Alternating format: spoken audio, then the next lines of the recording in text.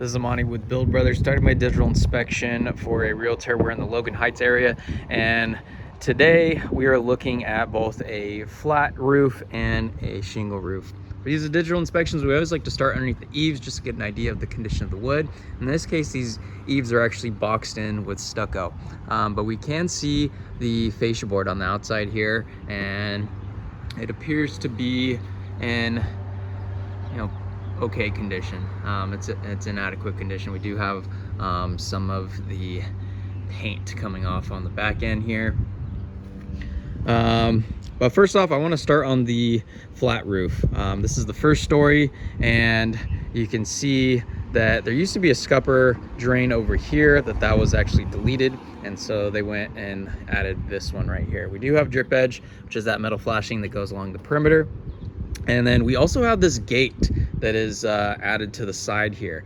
Maybe at some point that this was used as a patio and not a roof, but we do see a potential compromised area right here.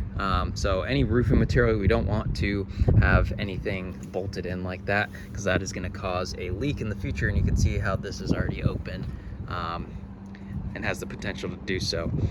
We do have quite a bit of ponding on here, and it looks like this is torched down with an elastomeric coating.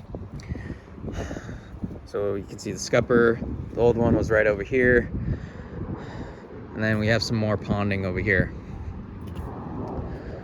So right off the bat, what tells me, as soon as I see a torch down roof with elastomeric coating, well, elastomeric coating is kind of a last ditch effort to extend the roof's life when it's at the tail end of its life expectancy.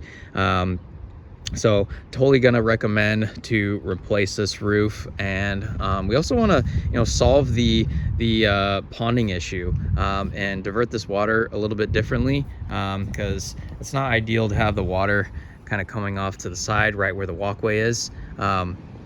So possibility, an idea I have is to divert this water towards the front again, towards the old scupper, and then replace this with a TPO roof. That would be my recommendation. TPO is a superior product. It's resistance against the UV rays. It's tear resistant, and it does a phenomenal job at keeping water out long term. So if ponding were to occur, then it would be no issue. Now moving up to the second story with the shingle roof, we do have drip pitch on here.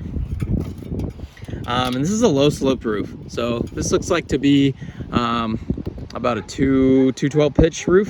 It's very low slope. Something to note with low slope roofs, especially with the shingle material, is that water tends to flow off a lot slower, so has more opportunity to get up and under that roofing deck. Another thing I wanted to note is the seam stagger. We do have a couple irregularities on the seam stagger.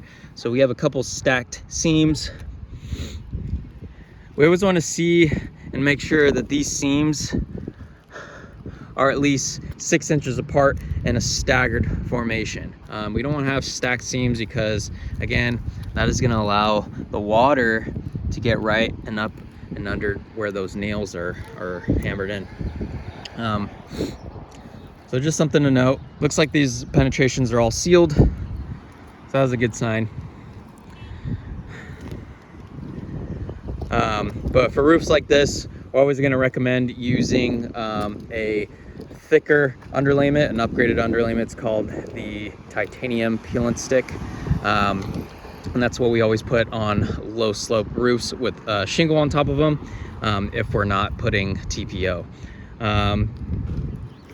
So this top section is it's in okay condition. I do have some concerns with the installation, but very first and foremost, we have the front section. This absolutely needs to get replaced at the very least, and we want to put TPO on this section, and then remove this railing right here, so it's not sticking into the roof material. So I'll get this out. Thank you.